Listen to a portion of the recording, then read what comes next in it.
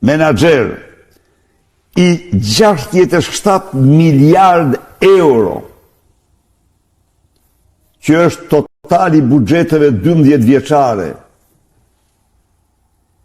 Edi Rama me lukunin e tij, sipas të dhanave të Bankës Botërore dhe të Kontrollit Shtetit, ka përvetësuar dhe shpërdoruar të paktën 90% të tyre.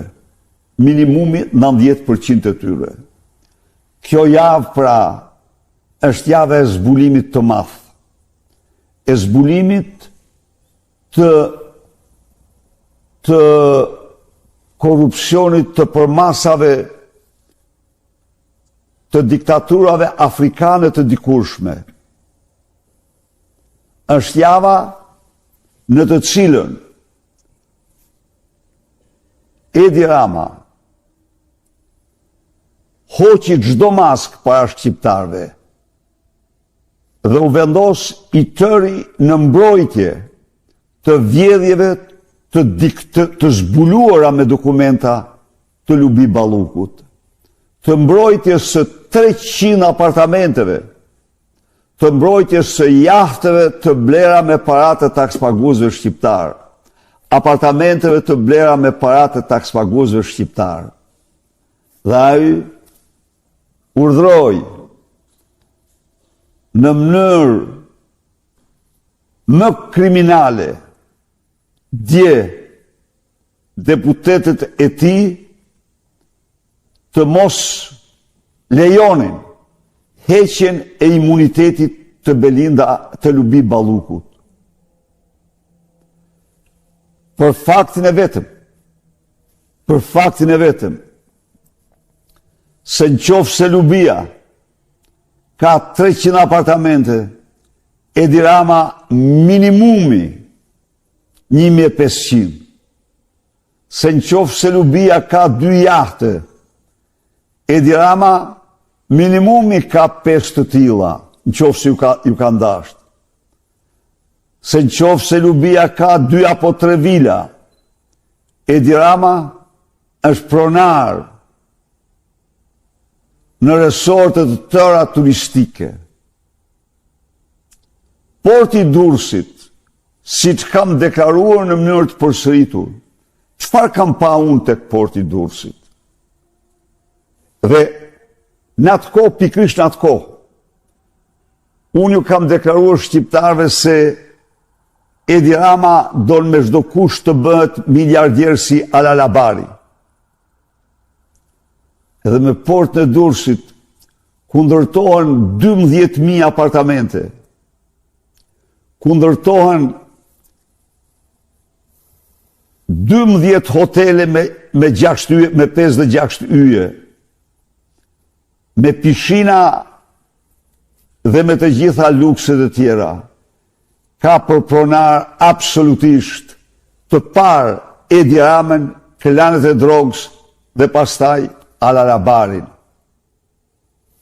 Pra, java ishte jave zbulimeve më të mëdha të zeza për Edi Ramën dhe qeverinë shqiptare. Java shënon një kthes të madhe në ndërgjegjen e çdo shqiptari, e cila i bën të mundur atij të motivohet për të larguar këta tam makrut, këta Gedafer, Bokasa e Mobutu, bastard që kanë përdorur pushtetin e tyre për të përvetësuar taksat, pasurit, pronat e qytetarëve shqiptar çdo orë dhe çdo ditë. Ndaj dhe duhet të them dhe me bindje se këto zbulime që asnjë shqiptar nofta ose shumë pak shqiptar mund t'i imagjinonin, janë një thirrje fuqishme në ndërgjegjen e çdo qytetari të ngrihemi të themi fjalën tonë, të bëjmë, të rezervojmë këtij grupi, kësaj organizate kriminale, fundin e turpshëm që meritojnë sa më parë. Faleminderit. Filloj me pyetjet. Pano Trenova, doktor, juridikisht, çfarë ndodh nëse Rama nuk e dorëzon Ballukun? Kemi dëgjuar shumë skenare, por cila është rruga ligjore? Faleminderit. Rama rrugën ligjore e mbylli. I nderuar zot Trenova. E mbylli sepse në këtë vend, si fjale fundit, është gjykata kushtetuese, të cilën ai po të përdor një term figurativ, e ekzekutoi të parën dhe azgjësoi me korrupsion të paimagjinueshëm. Kështu që zgjidhja e vetme, ligjore dhe kushtetuese, është qytetari shqiptar me revoltën dhe zemrimin e tij. Ai tani ka të drejtë në ligj, në kushtetut, në moral, të marrë çdo hap, të përdor çdo mjet për largimin e kësaj bande nga pushteti mbasi kjo bandë është faktuar se nuk ka asnjë legjitimitet. Duhet t'u them qytetarëve, si që ndigjuan për akshin kopshtin privat të Edi Ramës, tek I cili unë nuk u ndala shumë në hyrje, ndonë se është një dosje edhe më e zezë se sa tuneli Llogaras dhe dosjet që janë paraqitur gjerësot për Lubi Ballukun. Por, ndër të tjera, tek akshi është mekanizmi kriminal I grabit, një nga mekanizmat kriminal më kryesor të grabitjes së votës. Aty është gatuar dhe fermentuar I tërë procesi I manipulimit dhe I plaçkitjes së votave të shqiptarëve. Andri, çfarë pritet nga protesta e së hënës? Nga protesta e të hënës, qytetarët shprehin revoltën e tyre dhe japin ultimatum Edi Ramës.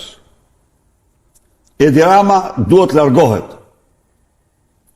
Dorëheqja e Edi Ramës është kushti I gjitha kushteve që Shqipëria të rigjej paqen që meriton. Ilir Basho, doktor, tek protesta e Adriatik Lapajt ka pasur sërish përplasje me policin. Nuk mendoni se ka ardhur koha të mbështesim çdo lëvizje kundër Ramës? Zoti Basho, unë e kam mbështetur publikisht jo një herë, por disa herë. Dhe kam përgëzuar zotin Lapaj për protestën e tij.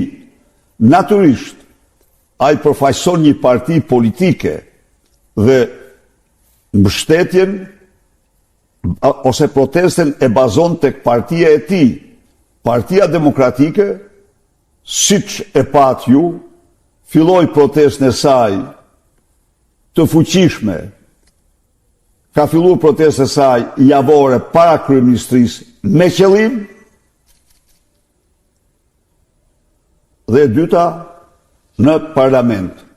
Me datën 22, Partia Demokratike dhe elektorati I saj, mbështetësit e saj, alatë e saj janë në shesh. Zoti për ta ditë, zoti Lapaj është ftuar të ishte I pranishëm në protestën tonë, madje po donte edhe mund të fliste, por ai ka ndjekur sepse ka program, ka të programuar protestën për interesa për partinë e tij. Jani Hysa, doktor, ju shpreheni se Balluku ka 300 apartamente. E thot dosja, më fani, këtë thot dosja. Ju si mendoni, pse nuk janë sekuestruar ende? Ky është një proces shumë I vështirë, proces në vazhdim, në të cilin Lubi Balluku po mbrohet nga Edi Rama në mënyrë që të prish çdo lloj dokumentacioni, por nuk ka diskutim që ato do sekuestrohen dhe u kthehen qytetarëve. Besnik Kala, doktor, si analizoni jehonën e mediave më të mëdha botërore këto 2 ditëve të fundit, kur e nënvizojnë se Edi Rama po vepron si një autokrat, dikë që pengon drejtësim për zëvendëskryeministre në nënhetim për 10 akuza. A është izoluar ushtari Sinaloas nga ndërkombëtarët, që në fakt ka mbi 13 muaj që nuk ka bërë asnjë takim zyrtar të rëndësishëm, përveç se në lindjen e mesme? Natyrisht, jehona jashtëzakonisht e fuqishme e aktit të deputetëve të Partisë Demokratike në parlament, në mediat më të mëdha në botë, siç është Fox News, CNN, Al Jazeera, media të tjera, është njëkohësisht një mbështetje e fuqishme për forcat demokratike, është dëshmi e faktit se këto media dhe komunitet ndërkombëtar, atë që po priste ishte pikrisht zëri i opozitës, protesta kundër vjedhjes dhe korrupsionit. Ndërsa, për sa i përket Ramaduros, unë duhet t'ju them ju se Partia Demokratike i parapriu kësaj, ta quajmë kësaj jehone, janë 7 rezoluta ndërkombëtare, Besnik, të gjitha partive politike të qendrës së djathtë, dhe u them se nuk ka qenë lehtë të bindësh 3 organizatat më të mëdha, por dhe të vetme të gjitha partive të qendrës djathtë dhe djathta, se në Shqipëri zgjedhjet janë fars, se në Shqipëri shteti është narkoshtet, se pluralizmi politik shtypet, se korrupsioni nuk ndërshkohet, se drejtësia përdoret si armë politike kundër opozicës, të gjitha këto nuk kanë qenë jo të lehta për shkak të lobimit të stërfuqishëm të Edi Ramës. Ju e patë, Besnik, kush ishte lobistja e Edi Ramës në Bruxelles? Ishte njeriu që kishte bërë ligjin, ishte Federica Mogherini, e cila duhet të them shqiptarëve dhe komunitetit ndërkombëtar se afera e Bruges është asnjë pjesë e aferës të saj të Tiranës me Edi Ramën. Por të gjitha këto u të kaluan me sukses. Të gjitha këto bota pasë ne kishim të drejtë në zërin tonë, sa akuzat tona qëndronin dhe ishin jo vetëm interes të shqiptarëve, por të interes të rajonit dhe më gjërë. Shqipëria u shpall së fundi në Washington në rezolutën e IDU-s, rrezik për sigurinë europiane, për sigurinë e NATO-s, rrezik për sigurinë e NATO-s.